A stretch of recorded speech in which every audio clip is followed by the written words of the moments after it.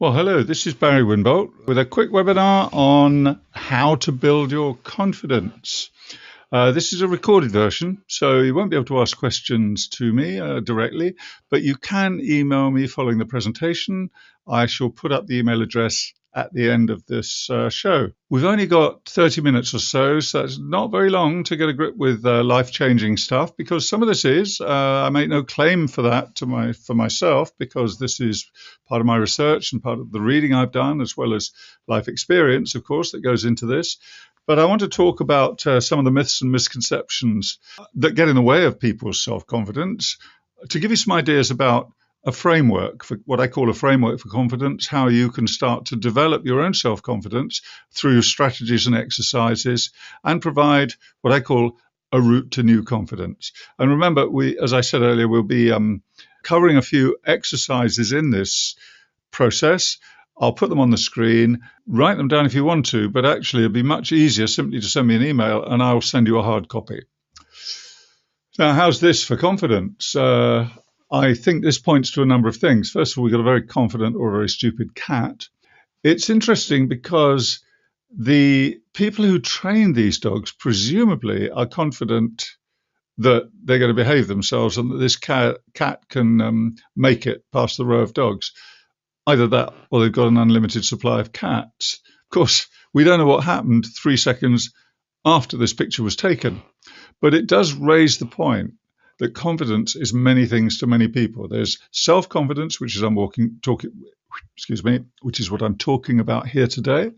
There's also a level of confidence that others have in us, so that we manage that in such a way that we appear confident. And I don't know what's important to you, but I certainly know that it's easier to start with manufacturing an appearance of confidence and waiting for the confidence to follow. Walking the talk, or what do they call it? Fake it till you make it. That's the expression I was looking for. Sorry. And I'll elaborate on that a little while later on. So, self-confidence, according to Daniel Goleman, author of Emotional Intelligence, of course, some of you will remember. This comes from his book on working with emotional intelligence. It's really about a strong sense of one's self-worth and capabilities. Now, this is a bit of a tricky area because a strong sense of one's self-worth could be nudged a little too far so that it becomes an over-assessment of one's self-worth and capabilities. And indeed, there is a risk with confidence of appearing overconfident or even arrogant, that people with good self-esteem can nudge themselves into narcissism or arrogance. And I think this is part of the reason that people are a little underconfident in appearing more confident, because they think or worry that they may appear in some way unacceptably self-assured or arrogant. So it's really about keeping a balanced view of one's self-worth and capabilities.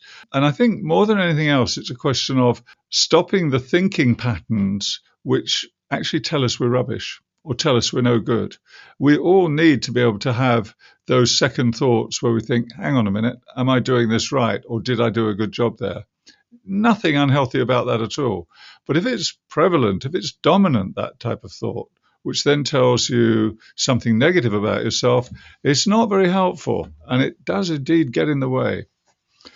So some key ideas about self-confidence are that we're all confident to some degree about some things. Thing is, we overlook very often the things that we do well or that we are confident about. When I ask people in training sessions to make a list of some of the things that do well, it's astonishing how many people really genuinely suffer and struggle with this. At one point, I was running a session recently, and they were doing it as part of something else, but people had about 20 minutes to put together a short list of areas of competence. And there were 2 people in a group of about 20, so that's 10%, who were unable to come up with anything, even after discussing something with their colleagues who knew them quite well. So it is a bit of a problem, overlooking the skills that we already have, because it's always easier to build on something we have than it is to try and install something new. So I'm going to tell you shortly, it's worth knowing which areas of your life you are most confident in, because that's always a good starting point. Another key idea coming out of this is that success builds confidence. It's not the other way around. If you're sitting waiting to become more confident, probably not going to happen. You might have a long wait. On the other hand, if you do stuff that helps you build your sense of confidence, of course, we grow in confidence. And one of the perhaps difficulties in the workplace these days is that a lot of our work doesn't have tangible results. 50 years ago, when we were, well, perhaps 100 years ago, we would have been moving a pile of sand from one place to another or fabricating something. I used the term widgets the other day, but not everybody's clear what a widget is. It's an abstract term to mean something. Nuts and bolts, cream pies, it doesn't really matter. Pairs of scissors, dog collars, whatever. Interesting. I meant dog collars in the sense of dogs, not the religious kind, but it could be that too.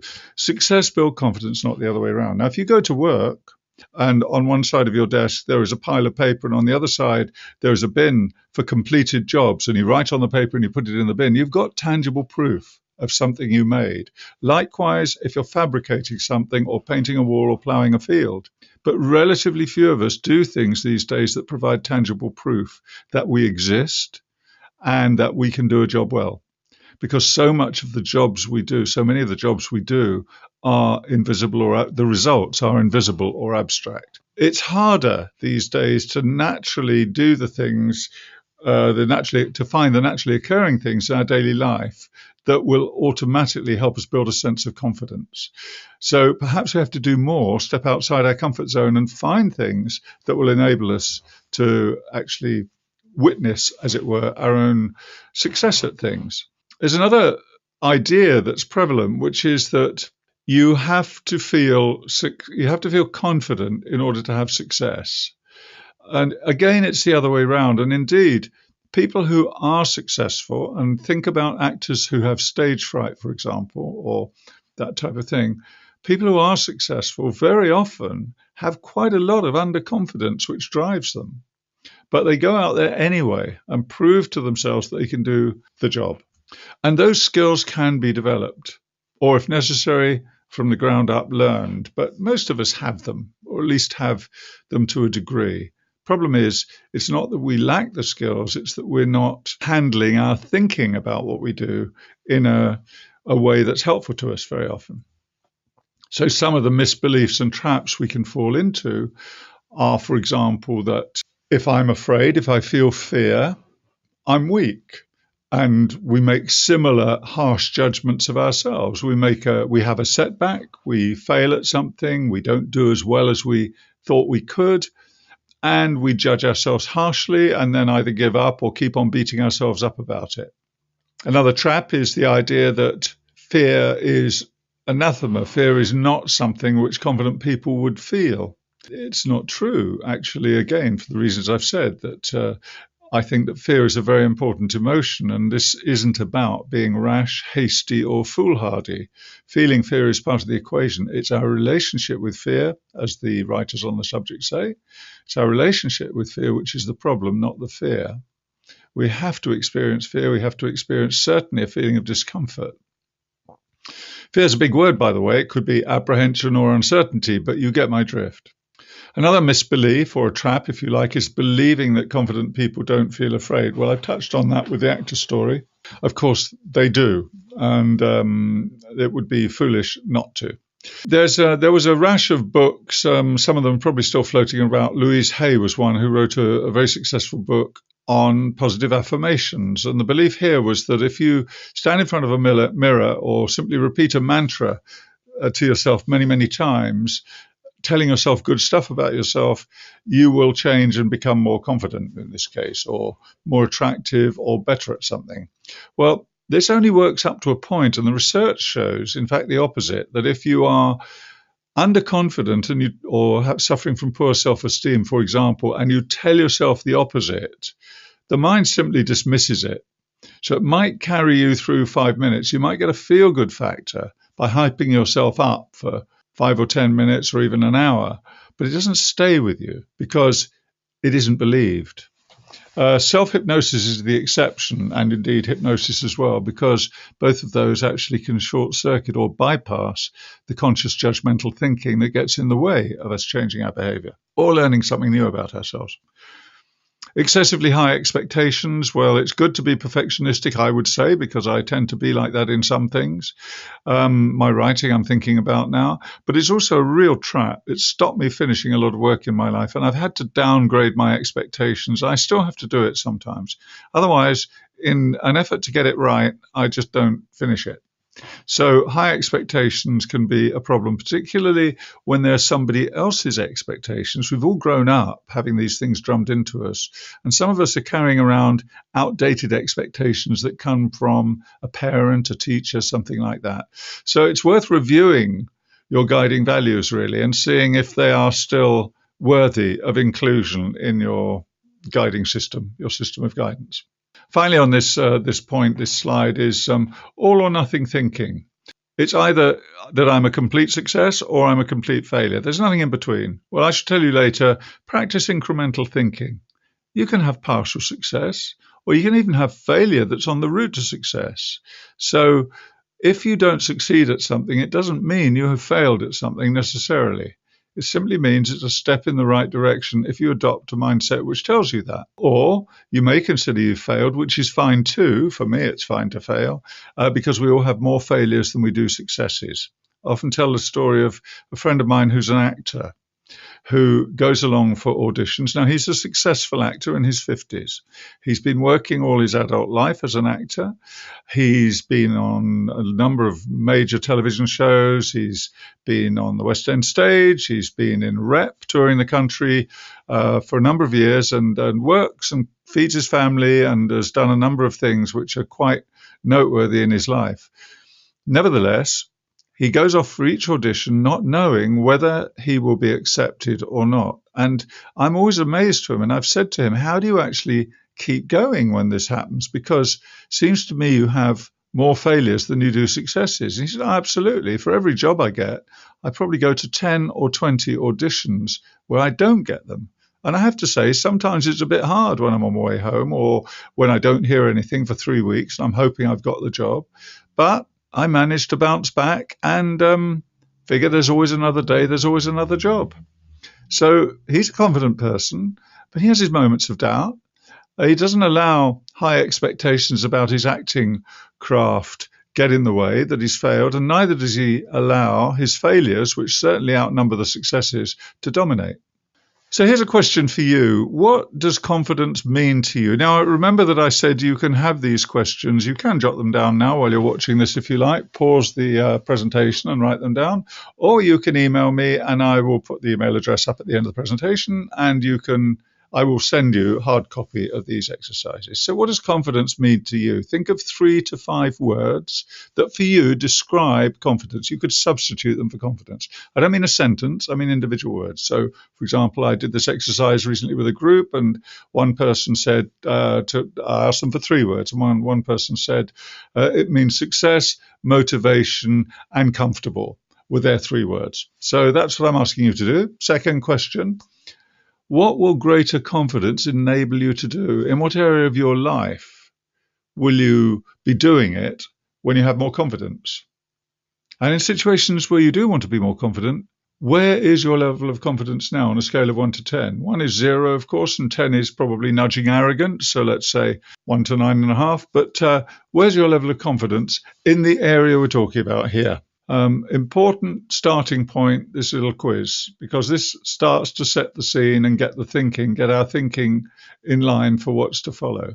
As I said earlier, positive affirmations are not the idea here. However, positive self-belief is very, very important, but it has to be accurately appraised. One thing I sometimes recommend people to do is to get feedback from those you know and love and trust, above all, to give you honest feedback. By the way, if one person says something negative about you, don't worry too much about that. It's when I think 3 or 4 start saying the same thing, it might be worth taking note. And if it is bad news, well, that's just information that goes into helping you improve. Although I doubt that it would be bad news entirely. And if you're the sort of person who's thinking about improving your level of confidence, you are certainly the sort of person who's thinking about your inner life and the sort of person you are. And many people don't do that. So you've already scored a whole load of brownie points. And it says a lot about your character that you're able to do that and are willing to do that. So I'm sure you're tough enough to take the odd bit of feedback that might not be entirely comfortable and translate it into information to be fed back into your personal development plan. Some of the myths about confidence, then, to summarize what I've said so far: confidence doesn't mean feeling good all the time. That telling ourselves positive stuff when we don't believe it can actually be counterproductive. It can make us feel worse. Confidence does not breed success. It's the other way around. Although there is some evidence, and by the way, this is researched, all this stuff, there is some evidence that confident people do better in some fields, but they're often misjudged for their confidence. So a degree of vulnerability and underconfidence is actually a great selling point, as long as it's sincere. Don't go away and study looking vulnerable, and it just doesn't work. Level of confidence. You know as well as I know, we have good days and bad days. However confident you consider yourself to be, even in your most confident area, there are days when maybe your confidence takes a bit of a knock. So it goes up and down, and it's a bit like inspiration. Confidence comes out of action. Inspiration comes out of action. As a writer, I started out my writing career thinking, if I sat around long enough, mostly in pubs, I have to say, and cafes, that inspiration would strike. And the only inspiration that struck me was to find out whether it was true or not. So I went to the library and looked it up. And writers said things like, writing is 99% perspiration, 1% inspiration, very famous saying. One I really liked from a New York journalist was, writing is simple. All you do is sit down and open a vein. Real play on words there. The point is, they all said, writing is hard work. Don't wait for inspiration. Get writing, bum on seat, fingers on keys, start typing, which is what I do, or writing longhand. And the inspiration comes out of that. And I think that's really true of confidence. Confidence grows with practice at doing things that give us a sense of our self-worth. If you do nothing else after this webinar, find some things to do which actually put you into a new area of experience in some way and stretch you so that you can start to learn more about yourself and grow in confidence. And it doesn't have to be, by the way, in the area of your life that you feel underconfident about. So if there's some aspect of work where you don't feel entirely confident, go out and do something completely different, but helps build your confidence. It's transferable. Confident people don't put themselves down. They're able to accept compliments graciously without mumbling something like, I didn't deserve it. They see life as a learning process. They have a balanced view of themselves, and that means they accept good and bad without judgment. Just as, by the way, confident people don't beat themselves up by making negative judgments, they don't crow about their successes either. I'm talking here about in conversation and in our daily life. Of course, if you are somebody who has to go out and sell yourself, that's a different matter. Confident people tend to look for potential in any situation, good or bad. What can we learn from it? What can we derive from it? What can we take out of it? How can we go forward with this? And confident people are willing to ask for help, advice, and guidance. That's a real big one, because a lot of managers tell me in the workplace that they daren't ask because it might make them look incompetent. There's nothing wrong with a bit of incompetence. We can't all be experts at everything. And find somebody who can guide you. And if, for example, your job involves standing up at meetings or doing presentations of some sort, get some coaching. Go and find an acting teacher or practice in front of colleagues and get feedback. Have fun with it and get comfortable with it. And when confident people have success, they're also prepared to share the credit with others, with those who have contributed. Because, of course, confident people also don't hog the limelight. They're secure in themselves, cultivate self-awareness and self-acceptance. I would say if you had to start somewhere, start with A. Start today with A. Start with accepting yourself. And you perhaps think you do, in which case, great. But if you are one of those people who makes negative self-judgments, well, you don't make them, your mind makes them for you. You are not your thoughts. Your self-judgments are just one aspect of you. They're not you. And in the same way that you may think very negative things about doing harm to somebody when you're carved up driving home in traffic or whatever it happens to be, you don't do those things. So why should you believe your thoughts when they're negative about you? So self-esteem, confidence means evaluating yourself positively, seeking opportunities for growth, accepting failure as part of the process, as I've already said, far more failures than successes in life, and taking reasonable risks to stretch themselves. As I touched on earlier, feeling confident is not about feeling foolhardy, rash, or hasty, jumping in with both feet inappropriately. So step one, and as I said earlier, you'll get a copy of these if you want them. Become a student of confidence. Find a positive role model, maybe somebody real, somebody in your imagination, can be a movie actor, can be a character on television, doesn't matter. Become a student of confidence. Study the things that they do. What tells you that they feel confident? How can you do that? Now, this is where I touched on earlier, fake it till you make it. Do look at Amy Cuddy on posture. She's on TED Talks, and the credit is in the information I will send you if you ask me, or just Google Amy Cuddy TED. And she talks about body language, and she's done research. She's a social scientist, and she's done research into teaching people to act with confidence, and then they become more confident, and indeed they have more success. Popular ideas are about fear are unhelpful, just to summarize this section. New things always make us feel uncomfortable. If you feel uncomfortable, I would say you're moving in the right direction. Fear doesn't hold people back, but our attitude to fear does, our relationship with fear. Fear is healthy. A little bit of fear is good. Again, if you're feeling it, you're noticing something about yourself. But if you're afraid of it, afraid of the fear, then, of course, that will hold you back. No need to feel confident to act confidently, and that's what comes out of Amy Cuddy's work. So I always say, start with the window dressing. Learn from the outside in.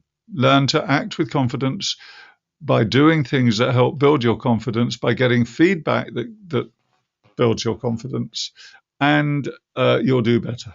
So start with a personal inventory. What are your strengths and resources? What do others appreciate in you? I touched on asking around earlier. Do a 360 on yourself, 360-degree review, appraisal. Conduct your own personal qualities survey. If you can't recognize your strengths without, of course, over-exaggerating them, then that suggests you might think you're bad at everything. Have a reasonable idea, first of all, of what you're good at. Do more of what you're good at, and you'll identify some of the things that you could perhaps strengthen. And also, try this exercise. At the end of each day, work on making a little list of your successes that day. Start to practice your successes. Now, I'm talking here about three parallel activities, really. People love models, and I've got a model for this. And I think that the idea here with talking about becoming more confident, first of all, there has to be a process of self-appraisal, which I've just talked about, a talents inventory. We have to have some sort of goal and plan how to get there. Then comes the exercises bit. I've put in a couple already, and there are two or three more to come. Practice, do the exercises. What works for you? What are you good at? How do you do more of it? How do you develop opportunities for new experience in your life? And that, of course, provides proof to you. And it's the way in which you test and acknowledge your confidence. It's no good acting confidently if you don't recognize it and you can't acknowledge it and accept a little inner glow of pride if you have to, of having done something right. So practice comes after process, and proof comes after practice. And you might start with the process, but I would think gradually you'd shift into practice and proof in a kind of cycle. See, the psychology of confidence is a set of attitudes. How do we view the world? It's about our explanatory style. It's about how we explain things to ourselves. It's outward looking, not inward looking. I should say, by the way, that this is a fairly condensed view. I'm going through this very quickly. I actually run a 5-hour / 5-week course, 5 hours over 5 weeks, on developing confidence. I shall be publicizing that. It'll be delivered in mid to late April. And so if you're on the mailing list, you'll get information about that. Locus of control, personal agency, it's also called. Do you attribute your successes to something inside yourself? And equally your failures? This is also linked to explanatory style. Or do you think it's destiny or fate or God? So we have to have some sense of our own agency in matters, a sense of control. We have equally to recognize that which we cannot control. So it's very much an active process, not a passive one. And moving on to the final few bits here that I'm covering. 1, how to change your tune. These are the self-study exercises I talked about. And by the way, think of tunes. If you have a bad thought going through your head, why not set it to music? It's quite a useful little gizmo that some people do. In the Navy is always good. But otherwise, think of some Laurel and Hardy theme tune. It's got to be a fun tune. But negative thoughts set to music start to cease to be so important or so dominant. Now, here's some things to do later. Here's a little exercise which is good fun, 5 to 10 minutes a day. Have a conversation with yourself or someone else, and you're only allowed to use the future tense. No matter how odd or silly it sounds, only the future tense, as in I will, I'm going to, etc. Stick to this. Do it for 5 to 10 minutes a day. It'll be harder at first, but stick with it. Work up to 10 minutes. If you can practice regularly with somebody, that's great. I'll make no promises for that. I'll leave it to you to notice the changes that happen. There's a locus of control exercise, and remind you again, you can have these simply by emailing me at the end of the show. Learn to spot the phrases in your thinking like, I have no choice, I can't do it, and replace them with, I choose not to, I don't like my choices, but I will. This is about learning to step back and observe our thinking.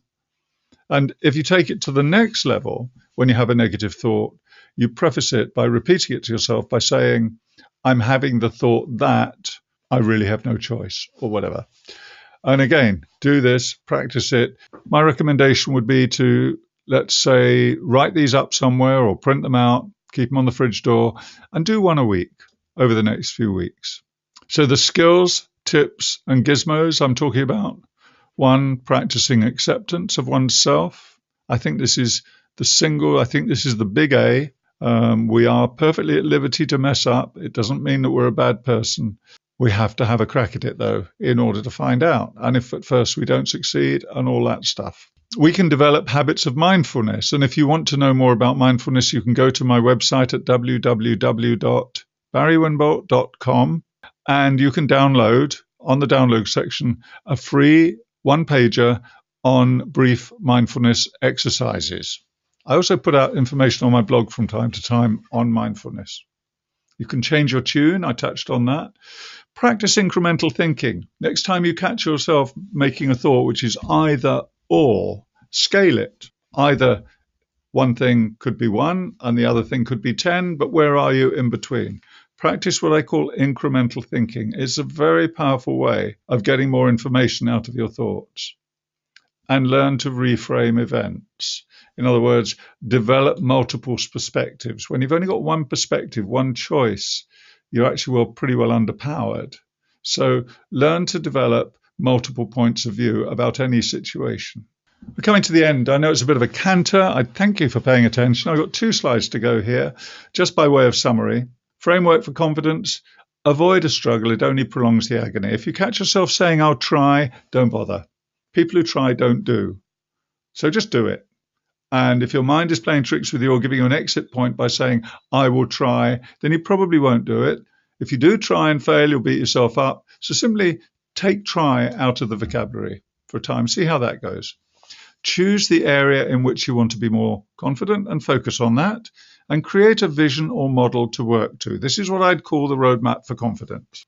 And set yourself achievable and measurable goals. A goal is something you can achieve. A goal isn't a wild aspiration that's way outside your reach. Small steps are going to be reliable steps. And then start your program. And when you do, pick one area at a time, break it down, start small, commit fully to your development. Always aim for what you want to achieve rather than what you don't want to achieve. So in other words, always aim to act with confidence rather than not feel underconfident. Always frame your goals in terms of positive statements. You can download stuff off the web on that, or you can find information on my website I mentioned earlier on goal setting. Put judgments to one side. They're not helpful. Being able to appraise your own performance is very, very important, but judgments before the fact tend to get in the way. Assessment of a situation, risk assessment, very important. Judgments that come from other times in our life, not so useful. Make the things I've talked about here, some of the ideas, some of these exercises, build them into your routines, make habits of them. That's the idea here. Because the one thing that stands out with people who are confident is they have a set of habits that keep them mentally fit and active and that prevent them from being obstructed, if you like, that carry them through. So that even if they do have a failure, they keep going without thinking it says something permanent about themselves. And finally, practice and more practice and more practice. Be accepting of yourself. If it doesn't work first time, do some more of it. Put the program together for yourself and go forth confidently. And if you want to know more about the program that I'm going to be running in April, you can email me at info@barrywimbolt.com. I'm also on Twitter, LinkedIn, and Facebook, of course. And I'd love it to hear from you on there. And particularly if you've got any feedback about this event, please let me know and let me know how you get on. Thank you very much for paying attention, and goodbye.